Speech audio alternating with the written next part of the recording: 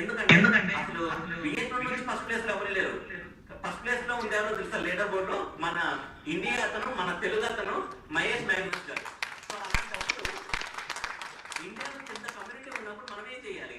మన సత్తా కూడా ఇంటర్లింక్ కమ్యూనిటీ ఉందని వాళ్ళకు కూడా తెలియాలన్నమాట. ప్రపంచం మొత్తం ఈ వీడియోస్ చూసి చదువుతున్నాను, ఇదే స్టేజ్ మీద ఈ ఫొటోస్ వీడియోస్ అన్ని వైరల్ అవ్వబోతున్నాయి. ఇంకొక 2 to 3 hours లో ప్రపంచం మొత్తం మనని చూడబోతుంది అనమాట. సరే, ఇంటర్లింక్ పార్ట్నర్షిప్స్ మీరు చూస్తే అంటే గూగుల్ ఫర్ స్టార్టప్స్ ఈ ఒక్క వర్డ్ వల్ల ఫస్ట్ నాకు ఇంట్రెస్ట్ వచ్చింది. గూగుల్ ఇన్వెస్ట్ చేసిందంటే కొంచెం రీసెర్చ్ ఉంటుంది కదండి, వాళ్ళ దగ్గర ఎంబీఏ గ్రాడ్యుయేట్ ఉంటారు, రీసెర్చ్ గ్రాడ్యుయేట్ ఉంటారు, ఎలా పడితే వాళ్ళు ఇన్వెస్ట్ చేయరు కదా. నేను చూశాను, మరి వీళ్ళు చెప్పుకుంటున్నారు నిజంగా గూగుల్ ఇన్వెస్ట్ చేసిందా లేదా అని చూస్తే దేర్ ఇస్ వన్ ప్లాట్ఫామ్ కాదు crunch.com అనమాట. crunch.com వాళ్ళు ఏం చేస్తారంటే సీడ్ ఫండింగ్ ఎవరికైనా వస్తే అది వెరిఫై చేసి ఇది రియల్ ఫండింగ్ అని వాళ్ళ వెబ్సైట్ లో పబ్లిష్ చేస్తారనమాట. అఫీషియల్ గా కన్ఫర్మ్ చేశారు గూగుల్ నుంచి వీళ్ళకి ఫండింగ్ వచ్చిందని. ఇంకొకటి మీరు చూస్తే NYSE New York stock exchange media floor అని ఒకటి ఉంటుందండి. ఇక్కడ వీళ్ళ కో ఫౌండర్స్ వీళ్ళ ఫ్యూచర్ విజన్ ఏంటి, నెక్స్ట్ ఏం చేయబోతున్నామని షేర్ చేశారు. తప్పకుండా ఆ వీడియోలో నేను మళ్ళీ కమ్యూనిటీలో షేర్ చేస్తాను, మీరు కూడా ఒకసారి చూడండి. న్యూయార్క్ స్టాక్ ఎక్స్చేంజ్ వీడియోస్ ఇవన్నీ.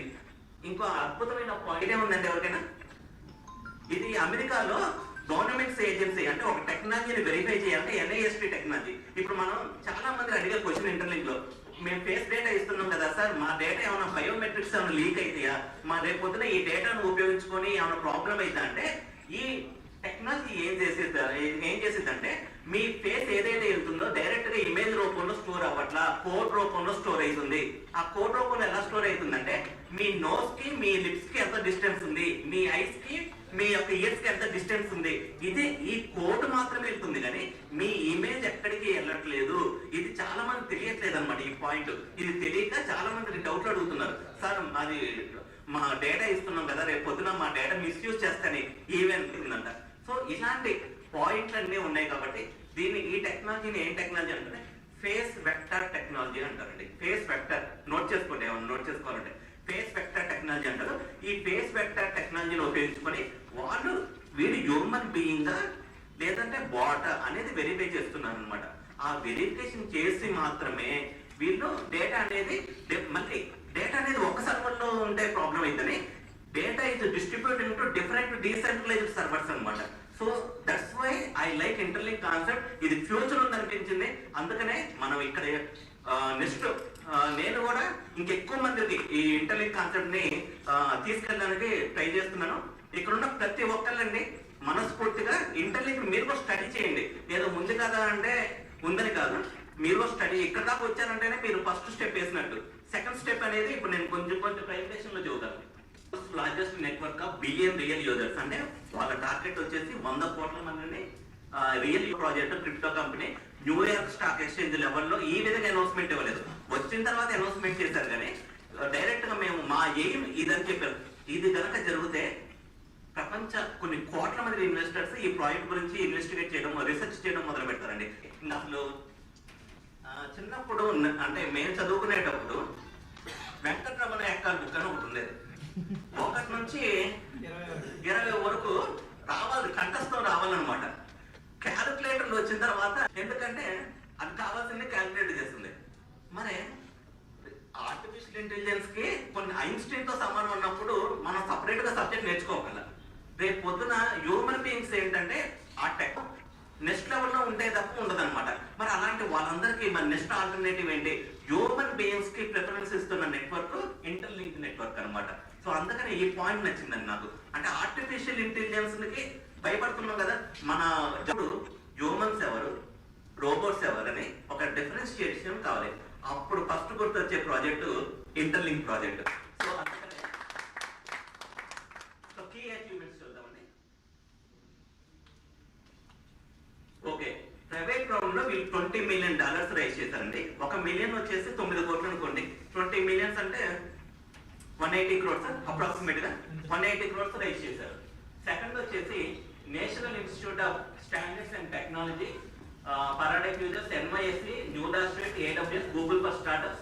30 million plus users already integrated with interlink network. 2.5 million real human face caps in just 4 months. ఇది మెయిన్ పాయింట్స్ అండి.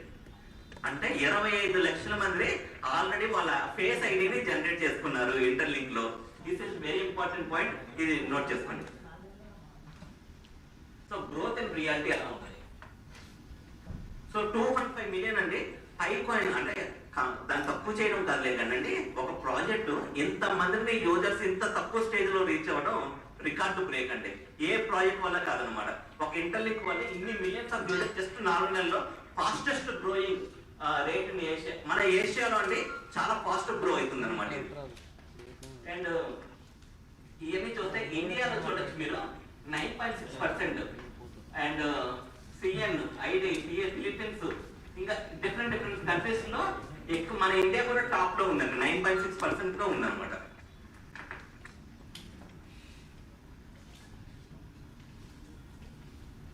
సో ఇక్కడ కంపారిజన్ ఇచ్చారు వీళ్ళు, bit coin, Ethereum, Solana, high network, interlink network. So 2 million nodes target 1 billion humans, very high. Anyone can become a validator through their real identity. So ముందుగానే వీళ్ళు identify చేసి notes. ఇంకొకటి important announce చేశారండి, bonding mechanism అని announce చేశారు. Bonding mechanism అని announce చేశారంటే, సరే మీ ఫ్రెండ్ మీకు జాయిన్ అయ్యారు, మీకు ఎన్ని కాయిన్లు వచ్చినాయి? ఒక 500 కాయిన్లు వచ్చినాయి. కానీ ఒకసారి వాడు చేసి వీడు చెప్పిండు కదరా బాబు అని జాయిన్ అయింది అంతే. వాడు కనుక ఇన్యాక్టివ్ గా ఉంటే వాడి మీకు ఆ 500 కాయిన్స్ వీళ్ళు బర్నింగ్ చేస్తారనమాట. అంటే ఎలా ఇన్యాక్టివ్ అంటే 14 days అనమాట. వాళ్ళు టైం పీరియడ్ పెట్టుకుని 14 days పెట్టుకున్నారు. 14 days లో మీ ఫ్రెండ్ ఏదో ఉంది కదా, మొబైల్ ఉంది కదా, వాడి కాయిన్ నాకు ఏదో 500 కాయిన్లు వస్తాయి కదా అని కాదు. మేము యాక్టివ్ గా ఉంటేనే వాళ్ళ నుంచి వచ్చిన కాయిన్స్ మీకు వస్తాయి, లేదా ఆ కాయిన్లన్నీ పోతాయి. అందుకనే మీకు ఎవరైతే మీ కమ్యూనిటీ జాయిన్ అయ్యారో వాళ్ళని కూడా ఇన్స్పైర్ చేయాల్సిన బాధ్యత, వాళ్ళకు కూడా నాలెడ్జ్ ఇవ్వాల్సిన బాధ్యత ఎవరిది? మీ ఎవరైతే ఇంట్రడ్యూస్ చేశారో వాళ్ళదే. సో అందుకనే మీరందరూ యాక్టివ్ ఉంటేనే నాకు ఇప్పుడు ఏదైతే కాయిన్లు ఉన్నాయో ఇవి నాకు ఉంటాయి. మీరు యాక్టివ్ లేకపోతే నా కాయిన్లు కూడా పోతాయి అనమాట. మహేష్ గారు కూడా అంతే, మనం అందరూ యాక్టివ్ ఉంటేనే సార్ కాయిన్లు నిలబడతాయి, లేదంటే ఎన్ని కట్ అయితే సార్ ఇన్యాక్టివ్ ఉంటే మాత్రం కట్ అయిపోతాయి. అందుకనే 14 days వాళ్ళు ఇన్యాక్టివ్ గా ఉండే. మరి సార్ ఎందుకు సార్ ఇలా ఇవ్వడం ఎందుకు, కట్ చేయడం ఎందుకంటే మరి వీళ్ళ కాన్సెప్ట్ వచ్చేసి అవుతుంది. అది 10 billion అనమాట. ఫస్ట్ ట్రేడింగ్ లోకి వచ్చేది ఐటీఎల్ టోకెన్. ఈ యొక్క రేషియో అనేది ఇంకా కంపెనీ వాళ్ళు ఇవ్వలేదు, బండింగ్ తర్వాత ఒక ఐడియా వచ్చింది. ఇక్కడ నుంచి వాళ్ళు ట్రేడింగ్ లోకి ఐటీఎల్ టోకెన్ ఇస్తారనమాట. మేబీ ఆ రేషియో నాకు తెలిసినందుకు ఒక మీ దగ్గర 20 ఐటీఎల్జీ కాయిన్ ఉంటే ఒక కాయిన్ ఇవ్వచ్చు, అంతేనా సార్? అప్రాక్సిమేట్ గా ఒక కాయిన్. ఇంకో లేదు, ఒక ఆ రేషియో అనేది కంపెనీ వాళ్ళు అనౌన్స్ చేస్తారు. ఆ కంపెనీ వాళ్ళు అనౌన్స్ చేసిన దాకా మనకి ప్రస్తుతానికి మన చేతిలో ఉన్న ఆపర్చునిటీ ఐటీఎల్జీ మైనింగ్ చేసుకోవడమే.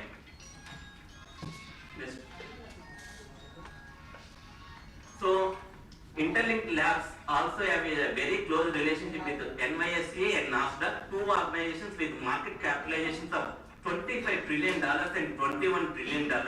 Currently, Interlink Labs is preparing documents for auditing process with Deloitte US. ఇది చాలా మంచి పవర్ఫుల్ కంపెనీ అండి డెలాయిట్ అనేది. మన హైదరాబాద్ లో కూడా ఆఫీస్ ఉంది Deloitte office. One of the big 4 auditing firms in the world, in service of its upcoming listing and procedures in NYSE and NASDAQ. New York stock exchange లో నాస్డాక్ లో ఈ Deloitte company వాళ్ళు auditing చేస్తున్నారని వచ్చినాయి. And ఇది interlink exclusive phone అంటే main team ఉంటుంది కదండి, వాళ్ళందరూ అసలు ఇంటర్లింక్ విజన్ ఏంటి ఇదంతా వీళ్ళు డిఫరెంట్ గా interview with Jane king, top reported Nasdaq, exclusive interview అంటే New York stock exchange. Next, as the technology control partner of Intellect, a US government organization responsible for enforcing the strictest standards. అంటే ఇప్పుడు మనం ఏదైతే face ఇస్తున్నామో, నేను ఇందాక ఏం చెప్పాను, face vector లాగా సేవ్ అవుతుంది కదండి. ఈ ఫేస్ వెక్టర్ లాగా నిజంగా సేవ్ అవుతుందా లేదా అంటే ఎవరు దాన్ని కంట్రోల్ చేసేదంటే ఈ NIST అనమాట. ఈ గవర్నమెంట్, యుఎస్ గవర్నమెంట్ ఆర్గనైజేషన్. ఇంకా యుఎస్ గవర్నమెంట్ ఆర్గనైజేషన్ అంటే ఆ రూల్స్ ఎలా ఉంటాయో మీరు అర్థం చేసుకోండి. Next, Google for funding support from AWS startups, Google for startups. 2 of the world's top 5 largest market cap companies have invested in Interlink. In addition, another company is currently in negotiations. ఇప్పుడు దాకా మనకి తెలిసింది Google వాళ్ళు invest చేశారు, AWS వాళ్ళు కూడా invest చేశారు. ఇంకో కంపెనీ కూడా ఇన్వెస్ట్ చేయబోతుందంట ఇంటర్లింక్ ప్రాజెక్ట్ లో. సో అది కూడా పెద్ద కార్పొరేట్, మేబీ ఆ పబ్లిక్ అనౌన్స్మెంట్ ఇంకా రాలేదు. Next, so a replication KYC verification completed in just few seconds interlink SDK. కానీ ఒక చిన్న సజెషన్ అండి మన మెంబర్స్ కి, ప్లే స్టోర్ అండ్ ఐఓఎస్ లో నుంచి మాత్రమే డౌన్లోడ్ చేసుకుని వాడండి. మీకు బయట ఏపీకే ఫైల్స్ వేరే వెబ్సైట్ లో దొరికినా అవి వాడద్దు. ఓకే. అండ్ ఇంకొకటి, ఇక్కడ వాలెట్ కనెక్ట్ అని ఒకటి ఉంటుంది అకౌంట్ లో. ఆ వాలెట్ కనెక్ట్ చేసేటప్పుడు కూడా న్యూ వాలెట్ ఇవ్వండి తప్ప ఓల్డ్ వాలెట్ ఇవ్వకండి. నేను ఇంతకనంగా మైక్ తీసుకొని చెబుతున్నా, నేను 100% గ్యారంటీ ఏది ఇవ్వలేను, కానీ మన జాగ్రత్తలో మనం ఉండాలి. సో అందుకనే న్యూ వాలెట్ వాడుకోండి. ఏపీకే ఫైల్స్ కూడా only downloaded from Google play store and Amazon iOS store. So ఇంకా ఫ్యూచర్ లో అండి వీళ్ళు interlink wallet, interlink chain, ITLX, human pad. So join as in building the future where digital identity truly belongs to real people, not part of bots. So this is the main motto of the interlink project. So humans కి వీళ్ళు priority ఇస్తున్నారు. మీ అందరికి once again RT welcome to Interlink Labs India.